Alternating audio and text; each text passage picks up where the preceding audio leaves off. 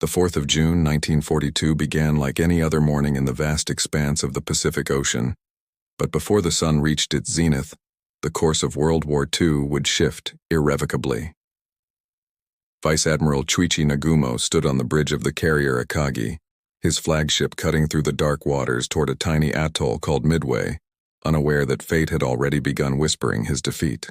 The same man who had orchestrated the devastating surprise attack on Pearl Harbor 6 months earlier now sailed into what would become Japan's first catastrophic naval defeat, a turning point so decisive that historians would later call it the battle that doomed the Rising Sun's Pacific ambitions.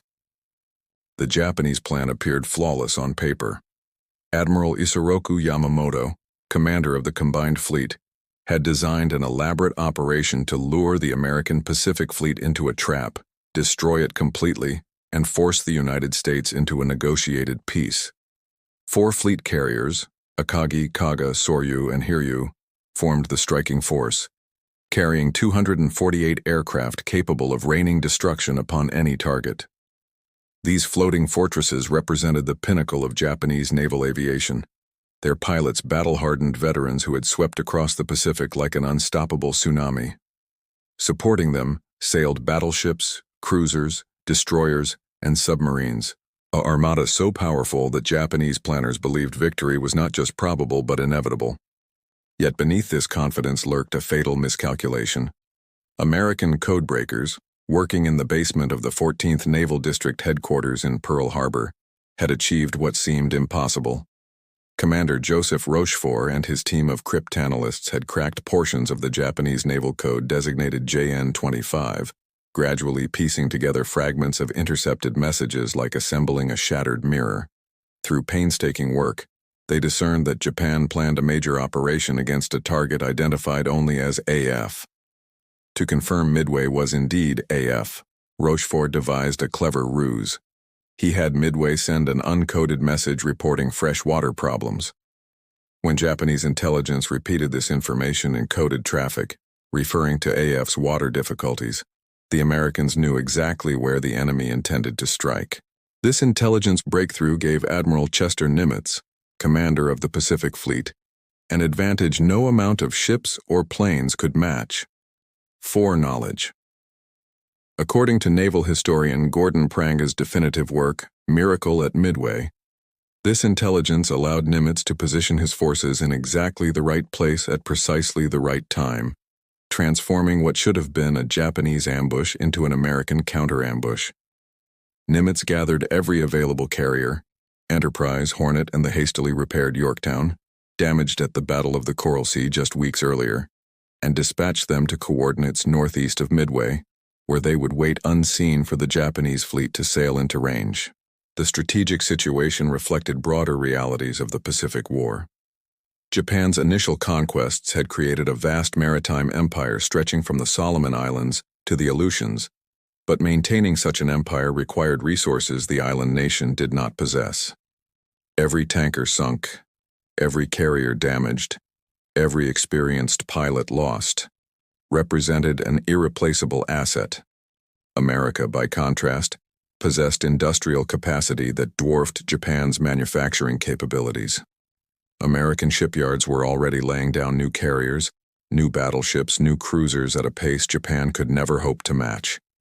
Time favored America, and Yamamoto knew it. His strategy demanded a decisive battle that would cripple American naval power before superior resources could tip the scales. Midway represented that opportunity, or so he believed. As the 3rd of June transitioned into the 4th, the two fleets moved toward their fateful encounter like chess pieces guided by invisible hands. Nagumo's carriers launched their first strike against Midway at 4:30 in the morning, 108 aircraft roaring off flight decks into the pre-dawn darkness. Lieutenant Joichi Tomonaga led the formation, bombers and fighters heading toward the atoll to soften defenses before the anticipated invasion. The Japanese aviators expected to find Midway unprepared, an easy target that would fall quickly under their practiced assault.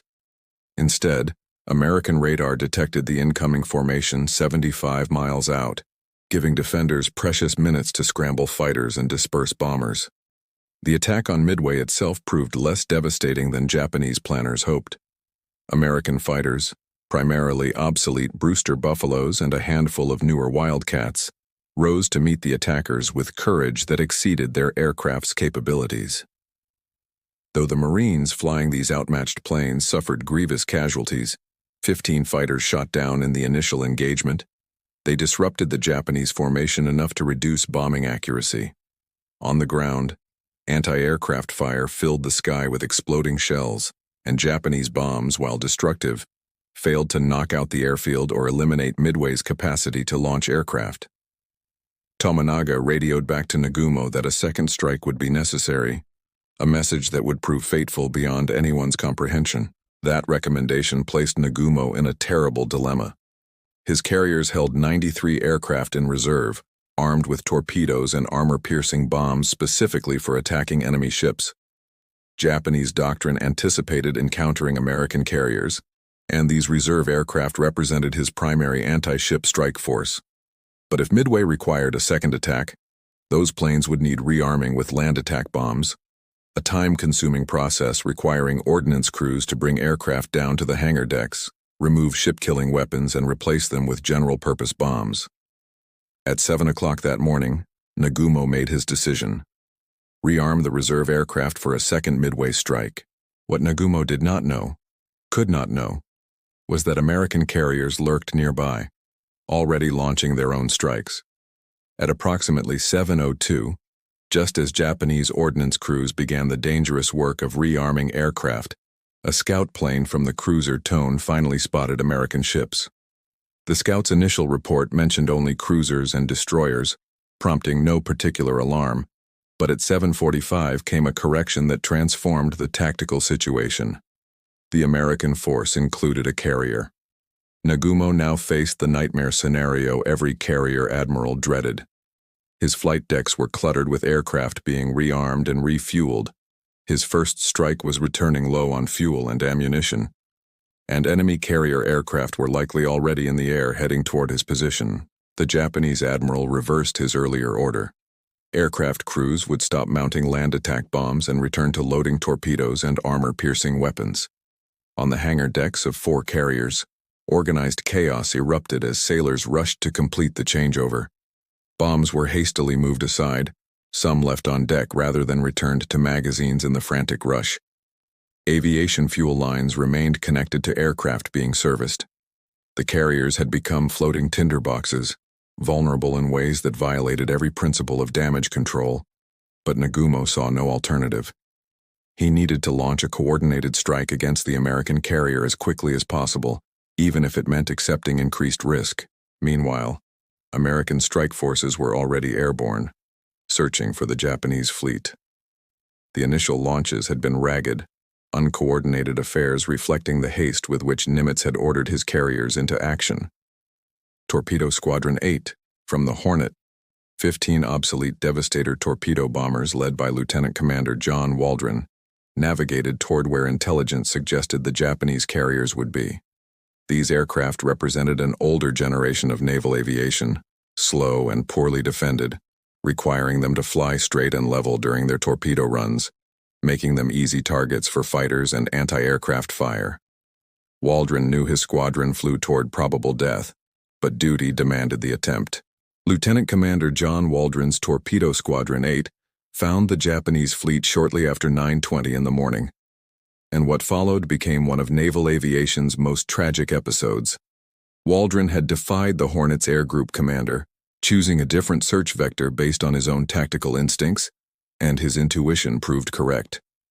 Below him sailed all 4 Japanese carriers, their flight decks crowded with aircraft preparing for launch, destroyer escorts surrounding them in a protective formation.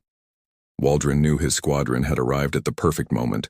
The enemy carriers were maximally vulnerable, but he also knew his obsolete aircraft stood almost no chance of survival. The 15 Devastators dropped from altitude and began their torpedo runs, lumbering toward the Japanese carriers at barely 100 knots. Nagumo's combat air patrol descended upon them like hawks attacking sparrows. Zero fighters, widely regarded as the finest carrier fighters in the world at that time, slashed through the American formation with devastating efficiency. The Devastators had no fighter escort.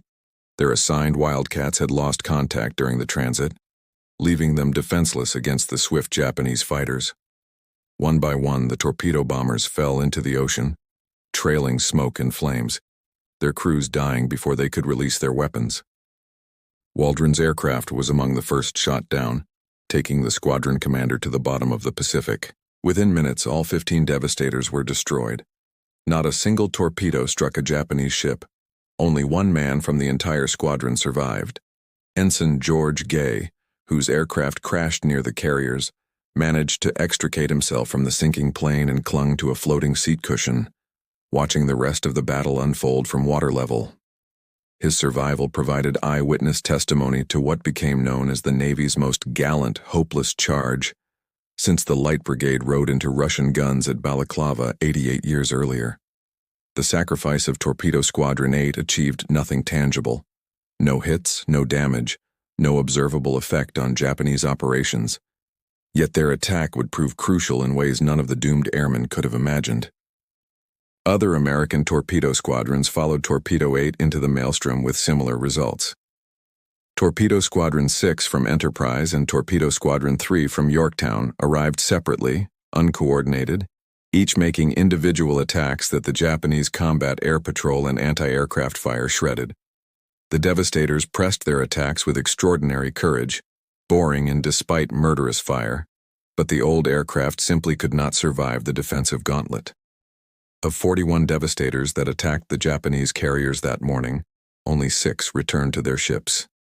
American torpedo squadrons suffered 75% casualties, proportionally higher losses than British infantry sustained on the first day of the Somme, without landing a single torpedo hit.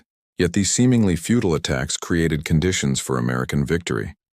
The repeated torpedo runs forced Japanese carriers into violent evasive maneuvers, breaking their formation and preventing them from launching their own strike. More critically, the low-altitude torpedo attacks pulled the Japanese combat air patrol down to sea level, where Zeros chased and destroyed the lumbering Devastators. Japanese fighter controllers concentrated on the immediate threat, slow-moving torpedo bombers that had to be stopped before they could launch their weapons, and lost track of the higher tactical picture. While Zeros swarmed at wave-top height, massacring American torpedo squadrons, the upper altitudes above the Japanese fleet stood virtually empty of defensive fighters. At precisely the moment when Japanese carriers were most vulnerable, with flight decks crowded with fully fueled and armed aircraft, ordnance and fuel scattered about from the hurried rearming operations, and fighter cover drawn down to sea level, American dive bombers arrived at altitude overhead. Lieutenant Commander Wade McCluskey, leading Enterprise's air group, had reached the end of his search sector without finding the enemy, but rather than return to his carrier with bombs still loaded, he made a command decision to extend the search. His fuel situation was becoming critical, and his pilots would have to land with empty tanks if they delayed much longer, but McCluskey gambled that the Japanese fleet had to be nearby. At 9:55, he spotted the wake of a Japanese destroyer racing northward, correctly deduced it was heading toward the main fleet, and followed its track.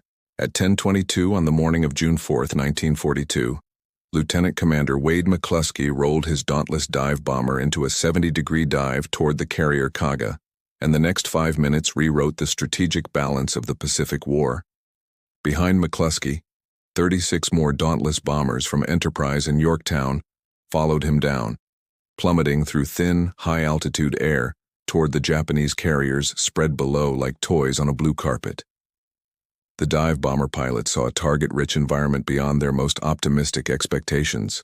4 fleet carriers steaming in a loose formation, their flight decks packed with aircraft being prepared for launch, no fighter cover at altitude to interfere with the American attack. The dauntless dive bombers fell upon the Japanese carriers with devastating precision that defied the odds of aerial combat. These aircraft represented American engineering's answer to the challenge of striking moving ships from the air, equipped with perforated dive brakes that allowed steep attack angles while maintaining controllable speeds. Their pilots had trained relentlessly in dive bombing techniques, practicing the split-second timing required to release a 1,000-pound bomb at the optimal moment during a screaming descent toward a target that could maneuver violently at 30 knots. All that training now paid dividends measured in twisted steel and burning aviation fuel. Kaga received the first hit at 10:24. A 1,000-pound bomb that struck near the carrier's bridge, penetrating the flight deck and detonating inside the ship, where aircraft were being fueled and armed. The explosion touched off a cascade of secondary blasts as aviation fuel ignited, bombs cooked off, and torpedo warheads exploded. Within seconds, Kaga transformed from a functioning warship into a floating inferno. More bombs followed, 4 confirmed hits in total, each one adding to the catastrophic damage. Fires raged out of control through the carrier's interior, and damage control parties found themselves overwhelmed by the scale of destruction. Kaga's commander, Captain Jisaku Okada, struggled to save his ship, but the carrier was already dying. Simultaneously, dive bombers struck Akagi, Nagumo's flagship and the symbol of Japanese naval aviation supremacy. A single bomb hit decided Akagi's fate, but what a hit it was. The 1,000-pound weapon struck almost exactly amidships, penetrating the flight deck and exploding in the hangar where aircraft stood fueled and armed. The blast ignited an uncontrollable fire that spread rapidly through the ship's interior, fed by aviation fuel and munitions. Within minutes, secondary explosions rocked the carrier as bombs and torpedoes stored throughout the ship detonated. Nagumo, barely escaping with his life, transferred his flag to the light cruiser Nagara, watching helplessly as his flagship burned. According to research detailed in Jonathan Parshall and Anthony Tully's authoritative account, Shattered Sword, The Untold Story of the Battle of Midway, the vulnerability of Japanese carriers to this kind of catastrophic damage reflected fundamental design philosophies that differed from American practice. Japanese carriers stored more ordnance and fuel in their hangars to maximize operational tempo, accepting increased vulnerability in exchange for the ability to launch strikes more rapidly. American carriers, by contrast, emphasized damage control and survivability, storing fewer weapons in easily accessed locations and maintaining better compartmentalization. These design differences, invisible in peacetime, now manifested as the margin between survival and destruction. Soryu suffered similar devastation, struck by 3 bombs from Yorktown's dive bombers that arrived simultaneously with the Enterprise aircraft, creating a perfectly coordinated attack despite the complete lack of communication between the American air groups. The bombs tore through Soryu's flight deck and ignited catastrophic fires in the hangar. Captain Ryusaku Yanagimoto refused to abandon his burning ship, even when the situation became hopeless, choosing to go down with Soryu in the tradition of Japanese naval honor. His crew reluctantly left their commander standing on the bridge as fires consumed the carrier around him. In 5 minutes, 300 seconds, American dive bombers wrecked 3 Japanese fleet carriers and killed the veteran aviators who had brought the Imperial Navy to the pinnacle of its power.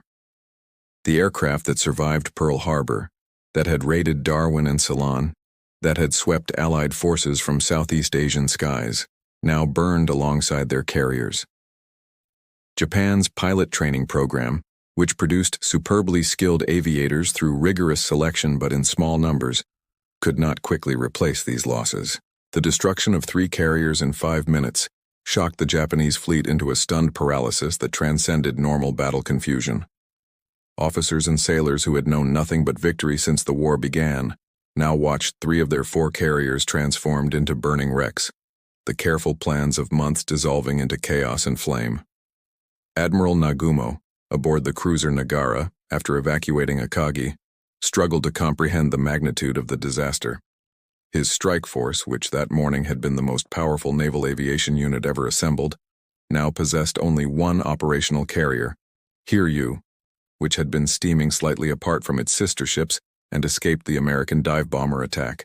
Rear Admiral Tamon Yamaguchi, commanding from Hiryu, represented the Japanese fleet's last offensive capability, and he immediately ordered a counterstrike. At 10:54, 18 dive bombers and 6 Zero fighters launched from Hiryu's flight deck, heading toward the American carriers that had wreaked such havoc. Lieutenant Michio Kobayashi led the formation, navigating by the reciprocal bearing from which the American attack had come. The strike force flew through scattered clouds, searching for the enemy carriers that American intelligence had supposedly predicted would not be present. Finding and destroying at least one American carrier might salvage something from the unfolding catastrophe. Shortly after noon, Kobayashi's strike force found the Yorktown. The American carrier had launched her aircraft early and recovered them successfully, but now she steamed with relatively light fighter cover, her combat air patrol diminished by the morning's operations. The Japanese dive bombers pushed through defensive fire with the same determination American torpedo squadrons had shown earlier. 3 bombs struck Yorktown in rapid succession, penetrating the flight deck and exploding deep within the ship. The carrier shuddered under the impacts, fires breaking out in multiple compartments, and within minutes she lost power and began listing. American damage control parties went to work with practiced efficiency, but the carrier appeared mortally wounded. Yet Yorktown refused to die as quickly as her Japanese counterparts had perished. American damage control doctrine, learned through hard experience and crystallized in training that emphasized flexibility and initiative, proved its worth. Repair parties isolated damaged sections, fought fires with coordinated teams, and shore up bulkheads to prevent progressive flooding. By 1400 hours, less than 2 hours after being hit, Yorktown's damage control officer reported the carrier could make 20 knots and might recover aircraft. The ship's survival would be temporary. A subsequent Japanese torpedo attack would seal her fate, but her resilience demonstrated fundamental differences in ship design and damage control philosophy that favored American carriers. Yamaguchi launched a second strike from Hiryu at 1331, this time sending 10 torpedo bombers and 6 fighters. Lieutenant Joichi Tomonaga, who had led the morning strike against Midway Island, commanded this attack, despite his aircraft having suffered fuel tank damage in the morning mission. Tomonaga knew he lacked sufficient fuel to return to Hiryu, but led the strike anyway, his sense of duty overriding the instinct for self-preservation. The torpedo bombers found Yorktown again at 1445, the American carrier still struggling to recover from the earlier dive-bombing attack. 4 torpedoes struck Yorktown, 2 slamming into her port side within seconds of each other. The massive underwater explosions tore through the carrier's hull, flooding compartments faster than damage control could respond. Yorktown's captain, Elliot Buckmaster, believing his ship was doomed, gave the order to abandon ship at 15 hours.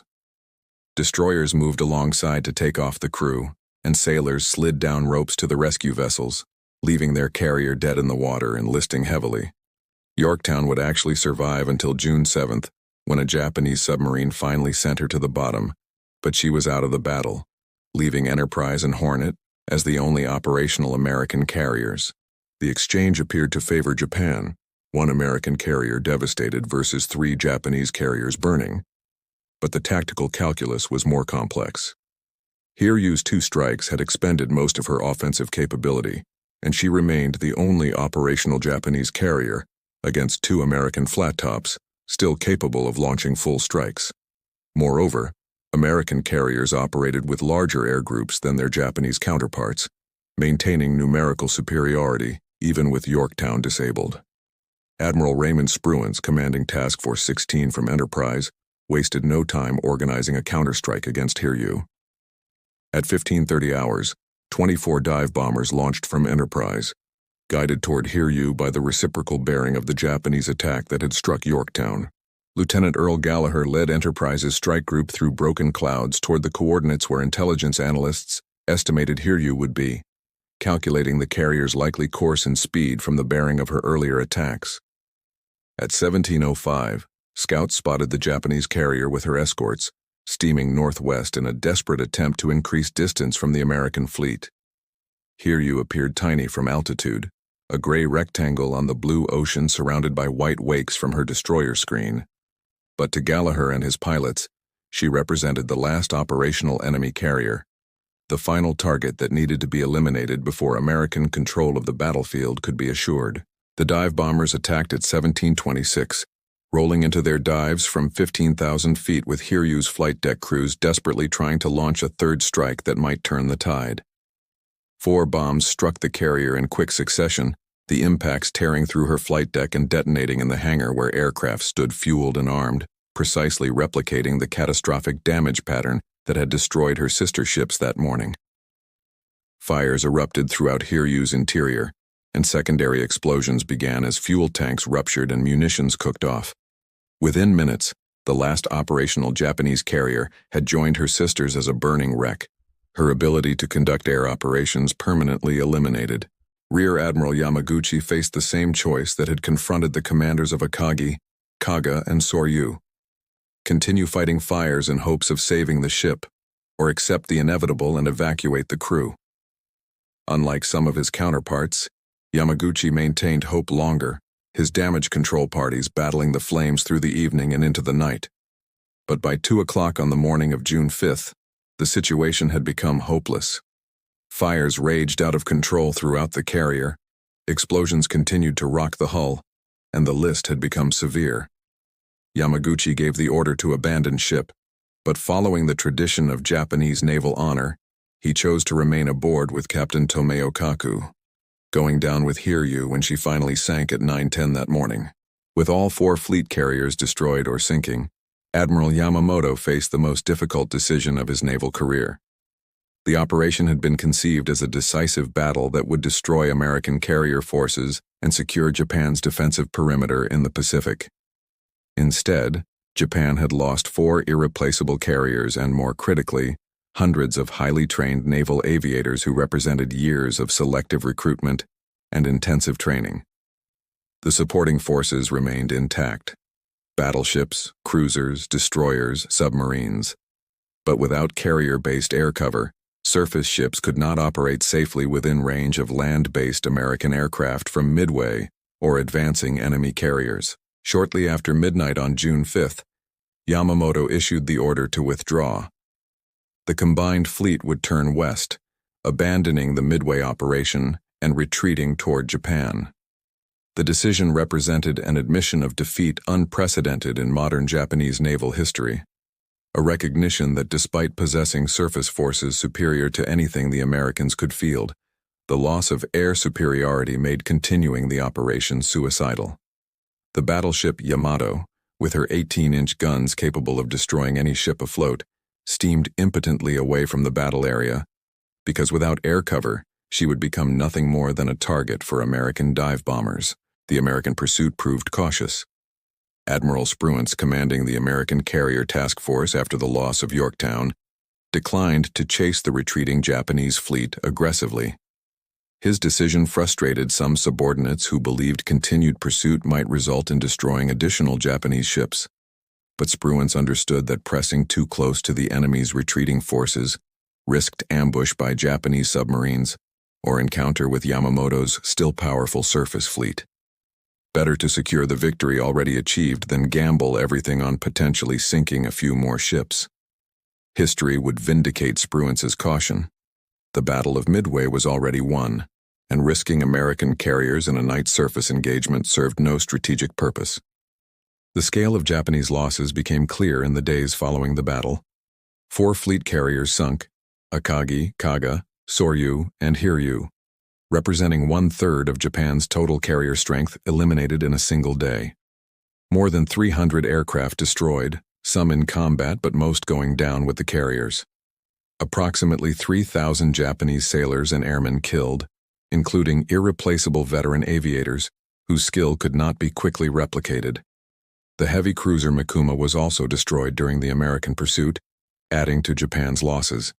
Against this, the Americans had lost Yorktown, the destroyer Hammond sunk while trying to salvage the carrier, and approximately 150 aircraft and 300 personnel killed.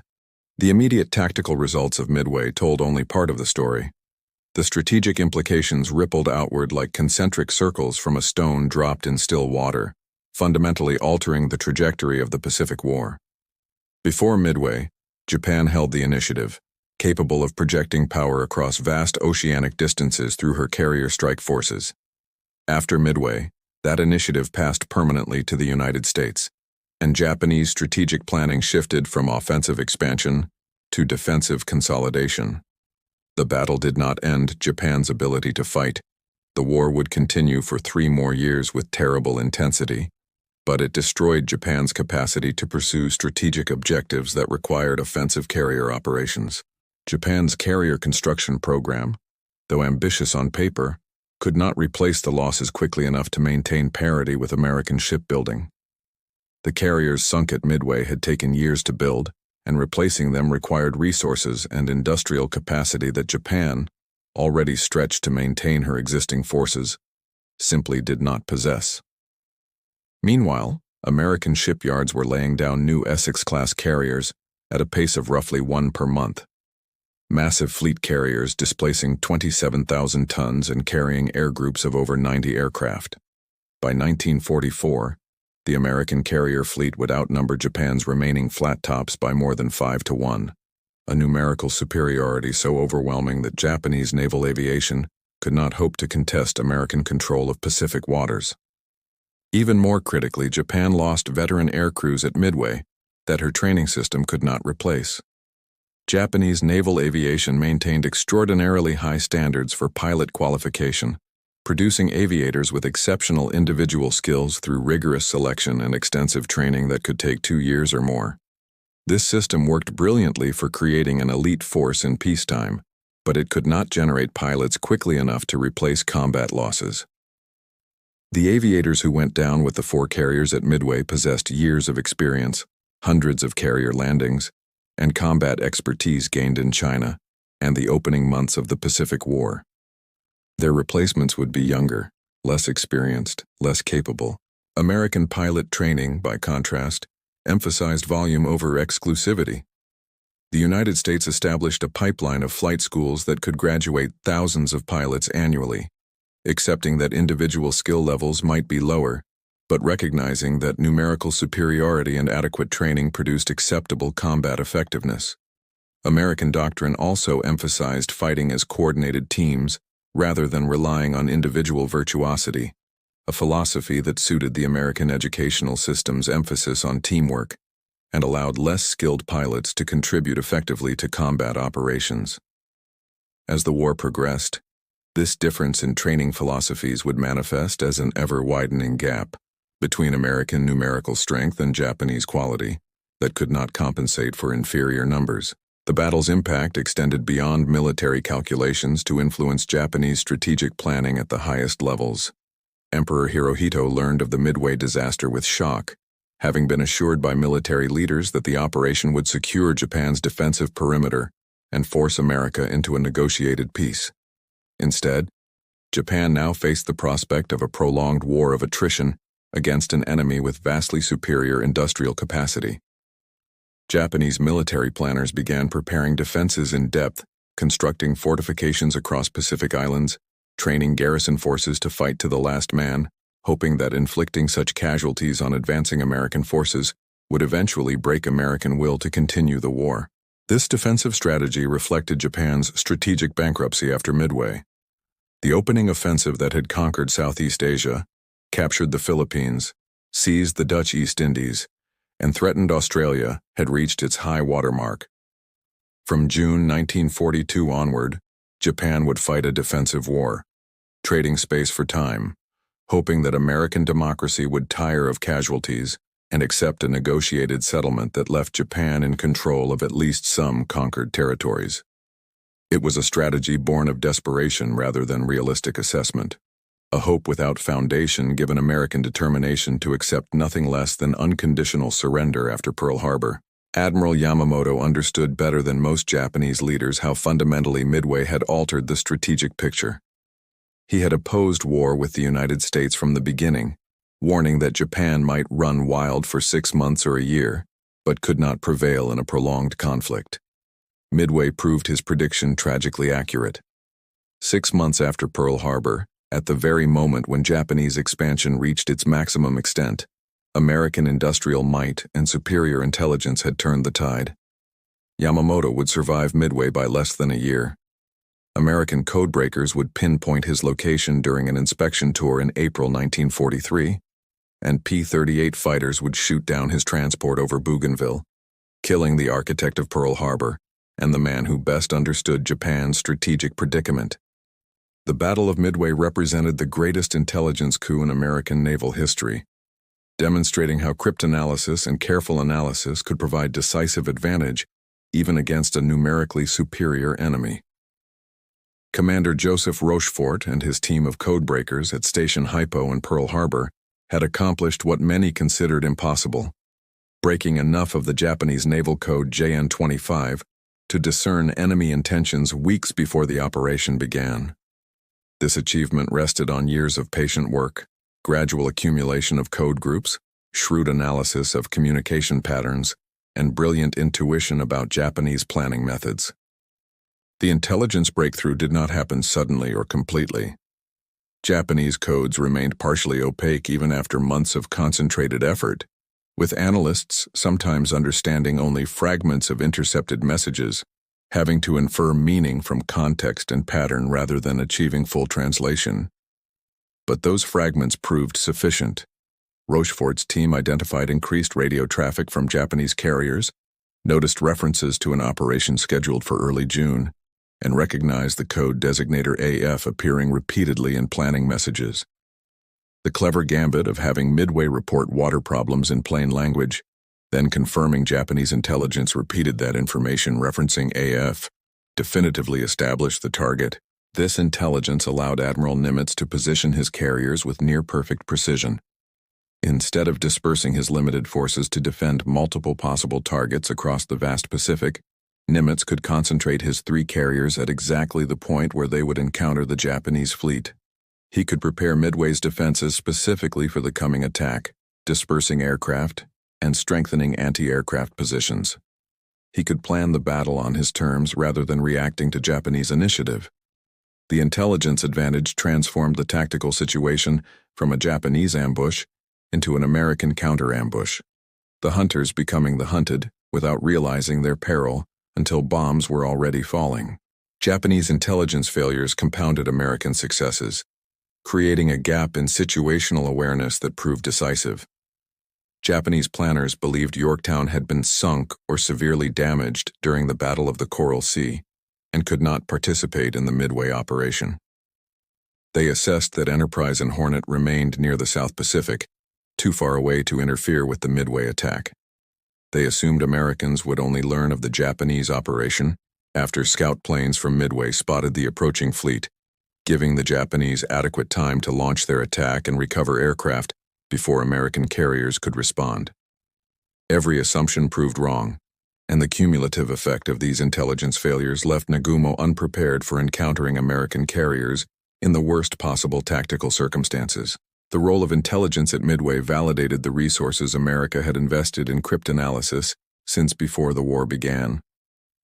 The Navy's code-breaking operations, though small and unglamorous compared to combat fleets, delivered returns on investment that exceeded anything battleships or carriers could achieve. Breaking enemy codes essentially allowed commanders to read the opponent's playbook, knowing in advance what plays would be called and positioning defenses accordingly.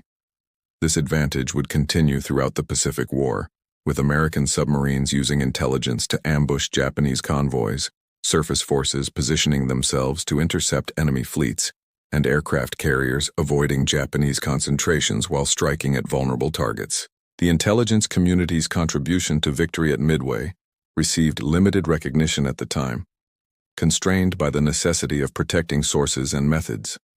If Japan learned Americans were reading their codes, they would change encryption systems, potentially blinding American intelligence for months or years. Therefore, the full story of how Nimitz knew where to position his carriers remained classified for decades after the war ended.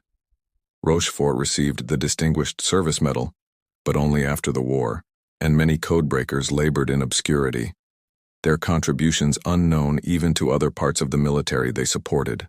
Looking back from the perspective of military history, Midway demonstrated principles that would become axiomatic in later conflicts.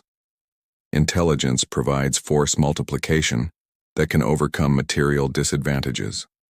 Knowing enemy intentions allows inferior forces to position themselves advantageously. And in modern warfare, information superiority can be as decisive as firepower superiority. These lessons, learned at such terrible cost in the Pacific, would shape military doctrine for the remainder of the 20th century and beyond, influencing everything from Cold War strategy to contemporary conflicts where signals intelligence and cyber capabilities provide crucial advantages. The sun set on June 4, 1942, over a Pacific Ocean fundamentally transformed from the waters where dawn had broken that morning. 4 Japanese carriers that had sailed confidently toward what they believed would be a decisive victory lay burning or sinking, taking with them hundreds of aircraft and thousands of men whose skill and experience could never be replaced. The balance of naval power in the Pacific had shifted with shocking suddenness. And though Japan would fight on for 3 more years with desperate courage, the outcome had become inevitable. America's industrial might, unleashed by the attack on Pearl Harbor and guided by superior intelligence, would grind down Japanese resistance through island campaigns whose names would become legendary: Guadalcanal, Tarawa, Saipan, Iwo Jima, Okinawa. For the men who fought at Midway, the battle remained the defining experience of their lives. Survivors of torpedo squadrons that suffered 75% casualties would never forget watching their comrades fall burning into the sea. Dive bomber pilots who sent carriers to the bottom in 5 minutes of perfectly executed attacks would remember the sight of Japanese ships exploding beneath them. Damage control parties aboard Yorktown who fought fires and flooding for hours, keeping their carrier alive against odds that sank Japanese ships in minutes, would carry pride in their professionalism for the rest of their lives. And Japanese sailors who abandoned their burning carriers, watching proud ships that had conquered half the Pacific disappear beneath the waves, would bear the psychological scars of defeat that shattered the myth of Japanese invincibility. The battle's strategic significance became clearer with each passing month as American forces launched their counteroffensive. In August 1942, Marines landed on Guadalcanal, beginning a 6-month campaign that would cost Japan additional ships and hundreds more irreplaceable pilots. By 1943, American submarines were strangling Japanese commerce, sinking tankers and freighters faster than Japanese shipyards could replace them, slowly but inexorably cutting the island nation off from the resources of its conquered empire. By 1944, American carrier task forces roamed the Pacific with impunity, their aircraft darkening the skies over Japanese-held islands, their guns bombarding coastal fortifications with shells as heavy as automobiles. The line of advance that began with victory at Midway terminated in Tokyo Bay, where General Douglas MacArthur would accept Japan's surrender aboard the battleship Missouri in September 1945. Historians analyzing the Pacific War identified Midway as the turning point, the hinge upon which the entire conflict pivoted from Japanese offensive to Allied counteroffensive. Military academies worldwide studied the battle as a case study in the importance of intelligence, the value of calculated risk-taking, the decisive nature of carrier aviation, and the critical role of training and doctrine in determining combat outcomes. The battle demonstrated that technological parity did not guarantee equal combat effectiveness. American and Japanese carriers possessed roughly comparable capabilities, but differences in damage control, pilot training philosophy, and operational doctrine created asymmetries that magnified tactical advantages into strategic victories. The human cost of Midway extended far beyond the casualty figures recorded in official histories. Thousands of families received telegrams informing them that sons, husbands, or fathers would not return from the Pacific. Japanese families mourned sailors who went down with carriers. Many bodies never recovered from waters 2 miles deep. American families grieved for torpedo bomber crews who pressed attacks despite hopeless odds, for fighter pilots shot down defending their carriers, for sailors killed when bombs struck Yorktown. Each casualty figure in military records represented a life cut short, potential unfulfilled, futures erased. The victory came at a price measured not just in ships and aircraft but in human suffering that rippled through communities across 2 nations. For Japan, Midway marked the beginning of a long retreat that would eventually consume the empire. The territories conquered during the opening offensive, Malaya, the Philippines, the Dutch East Indies, Burma, would all be retaken through campaigns that cost hundreds of thousands of Japanese lives. The home islands themselves would endure strategic bombing that reduced cities to ash, culminating in the atomic attacks on Hiroshima and Nagasaki that finally compelled surrender. Whether a negotiated peace might have been possible after Midway, before the war ground down to its terrible conclusion, remains one of history's unanswerable questions. What is certain is that after Midway, Japan's military situation only deteriorated, the window for favorable peace terms closing month by month as American power accumulated.